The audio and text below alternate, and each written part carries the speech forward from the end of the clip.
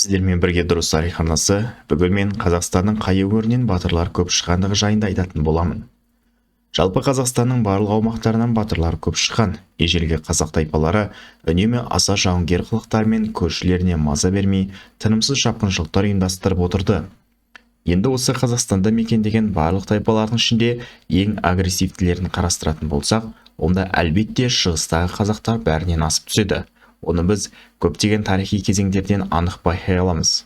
Басқа да тарихи ақпараттарды видео астындағы телеграм каналыма өтіп көре аласыздар. Сақтардың батысқа жылжуы.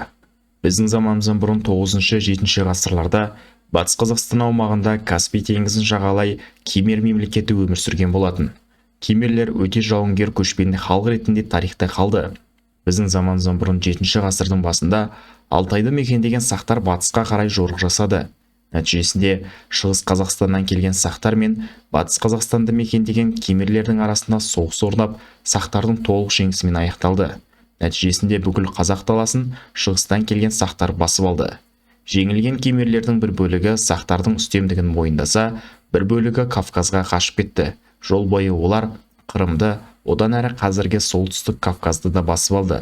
Сонымен қатар Кіші Азияға өтіп қазіргі Түркия жерін басып алды.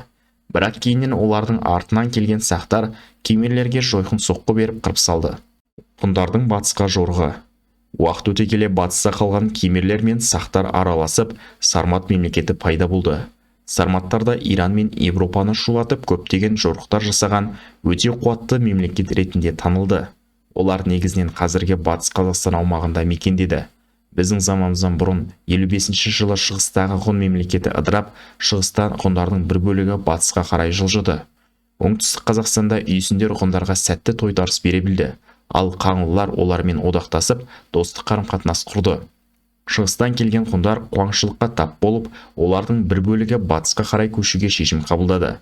Батысқа қарай көшкен ғұндар сарматтармен кездесіп, екі арада ірі соғыс орын алды. Нәтижесінде 4 ғасырда болған ғұн-сармат соғысы ғұндардың толықтай жеңісімен аяқталды. Сарматтар ғұн үстемдігін мойындауға мәжбүр болды.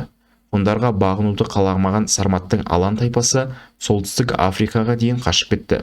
Шығыстан келген ғұндар бәрін жайпап өтіп, батыс Қазақстанмен қоса Италияға бірақ жетті. Түркілердің батысқа жылжуы. Қытай деректері бойынша түркілер ғұндардың ұрпағы болған. Ғұндардың бір бөлігі Алтай тауларын мекендеп, ол жақта темір өндірумен айналысты. Темір өндіру түркілерге сол замандағы ең жойқын қарулар жасауына мүмкіндік берді. Ақыры Бумын хан әлемді жаулайтын кез жетті деп батысқа жорыққа шықты.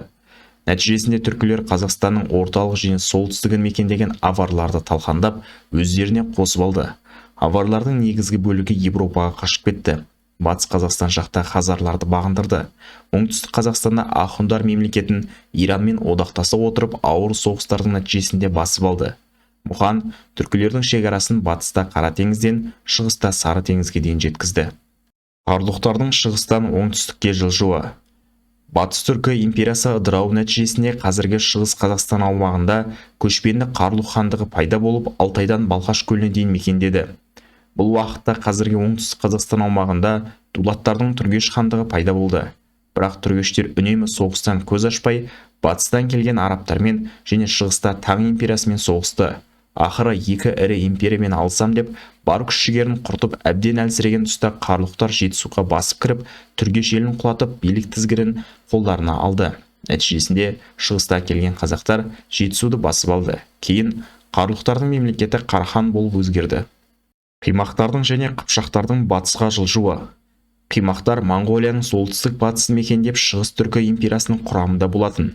Бірақ кейінгі дүрбелең кезеңінде қимақтар қазіргі Қазақстанның орталық және солтүстік шығысына көшіп келіп, өз мемлекеттерін құрды. Қимақтардың арасында ең саны көп және күштілері қыпшақтар болатын. Кейін қыпшақ тайпалары бас көтеріп, билік тізгінін өз қолдарына алып, мемлекет атын Қыпшақ деп өзгертті. Қыпшақтар Сырдария бойы мен батыс Қазақстанды мекендеген Оғыз хандығын құлатып басып алды. Одан арыда жылжи отырып, орыстарды жаншып, Дунай өзеніне бірақ жетті. Нәтижесінде шығыста Алтай тауынан, батыста Дунай өзеніне дейінгі аралық Дешті Қыпшақ аталып, қыпшақтардың иелігіне өтті. Қидандардың Жетісуды басып алуы. 12 ғасырда Монғолияның арғы жағындағы Манчжурия аймағында, яғни қазіргі Қытайдың солтүстік шығысында, түркі қидандардың мемлекеті өмір сүрді. Қытай деректерінде бұл ел Ляо деп аталды. Манчжуриядағы шүршіттермен Қытайдың Сун империясы екі жақтап соққы бере отырып, 1125 жылы қидандардың мемлекетін құлатты. Қидандардың бір бөлігі шүршіттердің билігін мойындаса, басқасы Илу-Дашидің басшылығымен батысқа қоныс аударды. Олар арада 3 жыл өткен соң 1128 жылы қазіргі оңтүстік Қазақстанға басып кіріп, Шығыс Қарахан мемлекетін басып алды. Нәтижесінде Қазақстан аумағында қидандардың жаңа мемлекеті пайда болды. Қидандардың мемлекеті мұсылман деректерінде Қара-Қытай деп аталды. Татар империясы 13 ғасырдың басында Шыңғыс хан қазіргі Шығыс Қазақстан мен Моңғолияны мекендеген Найман, Жалайыр, Керей қоңыраттарды біріктіріп Татар империясының негізін салды. Шығыстан келген қазақ тайпалары оңтүстікте қидан мемлекетін құраған қазақ тайпаларының біразын діни еркіндік береміз деп соғыссыз бағындырды. Оңтүстікте қаңлылармен жойқын соғыс болып, қаңлылар Отырар қаласын 6 ай бойы ерлікпен қорғады. Сондай-ақ олар батысқа қарай жылжып, Қыпшақ хандығын талқандап басып алды. Қыпшақтардың біразы Венгрияға дейін қашып кетті. Нәтижесінде негізінен қазіргі орта жүз қазақтардан құралған тайпалар батысқа қарай жылжып 1219-1224 жылдар аралығында 5 жыл ішінде бүкіл Орта Азияны жаулап алды. Қазақ хандығының бірігуі.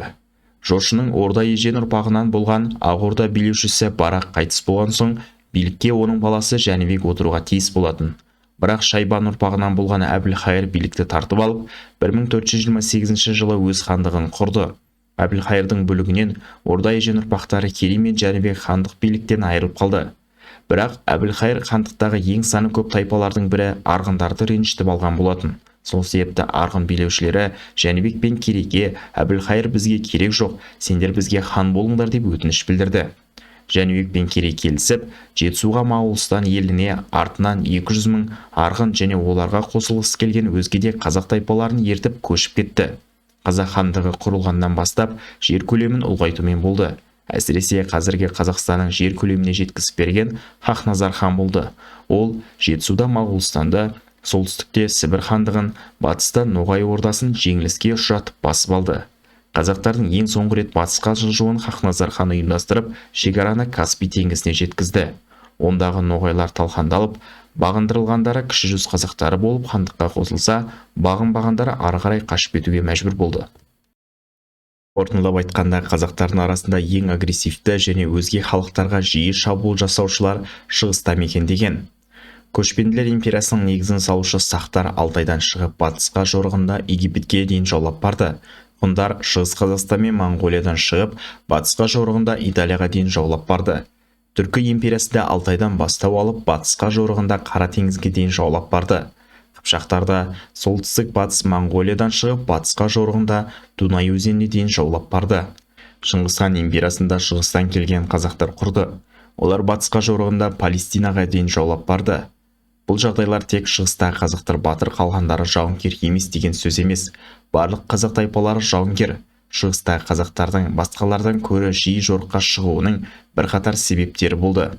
Мысалы, оңтүстіктегі негізінен ұлы жүз қазақтары мекендеген Үйсін, Қаңлы секілді мемлекеттер көп жағдайда соғысуға мүдделі болмады. Себебі бұл жақтан ұлы жібек жолы өтіп көптеген саудагерлер қатынайтын. Олардан үнемі салық жиналып, мемлекет қазынасы байыды. Жергілікті тұрғындар да шетелдіктермен жаппай саудаласып байыды. Егер ірі соғыс орын алса, саудагерлер басқа қауіпсіз аймақтар іздеуге мәжбүр болып кетіп қалатын. Бұл қыруар пайдадан қағылу деген сөз. Сондықтан бұл аймақтағы мемлекеттер соғыстан көрі қолда барға қанағат етіп, қорғаныс саласына баса назар аударатын. Сондай-ақ бұл жақта қала мәдениеті жоғары дамуына байланысты көшпенділер отырықшыланып егіншілікті дамытты. Жетісудағы Шу мен Талас бойы және оңтүстік батыстағы Сырдария бойы үлкен егістік алқаптарына айналды. Бұл оңтүстіктегі қазақтардың тоқшылықта болуына алып келді. Тіпті жұт болған жағдайдың өзінде де өзен бойындағы егістік алқаптары оларды аштықтан құтқаратын. Қазақстанның басқа аймақтарымен салыстырғанда оңтүстіктің жылы климаты да қазақтардың жайлы жағдайда болуын қамтамасыз етті. Бірақ оңтүстіктегі қазақтар діни соғыстардан бас тартпайтын. Қарахандар дін үшін солтүстікке жорыққа шығып қимақтарға соққы берген. Сондай-ақ әлі ұйғырлар ислам дінін қабылдамай тұрғанда ұйғырларға да жорыққа шығатын. Қарахандар үшін Алла жолына соғысу өте құрметті іс саналды. Батыстағы қазақтарда біршама жайлы жағдайда болды. Каспий теңізі, Еділ жайық бойы ары қарайға Қара теңізге дейінгі аралық мал жаюға өте жайлы, қолайлы аумақ болатын және бұл жақтағы қазақтардың мал саны өте көп болды. Батыстағы жайлы қоныстар Шыңғыс ұрпақтарын қызықтырып, олар Алтын Орда астаналары Сарай Бату мен Сарай Беркені батыста салдырып, сонда көшіп барды. Жалпы Алтын Орданың негізгі қалалары көбіне Батыс Қазақстан және оған жақын аймақтардан салынды.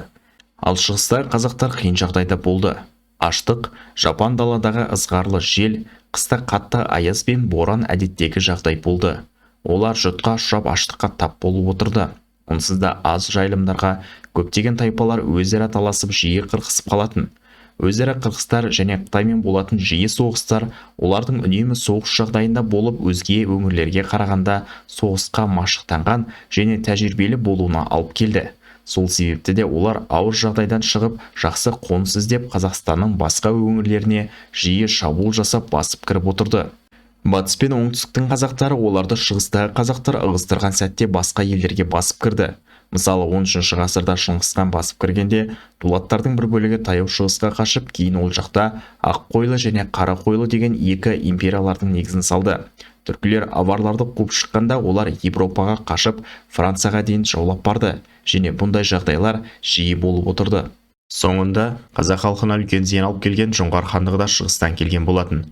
Жоңғарлар Шыңғысхан кезінде көшпей қалып кеткен орта жүз тайпалары мен шүшіттердің араласуынан пайда болды. Ал Қалмақ хандығының хандары керейлерден болды.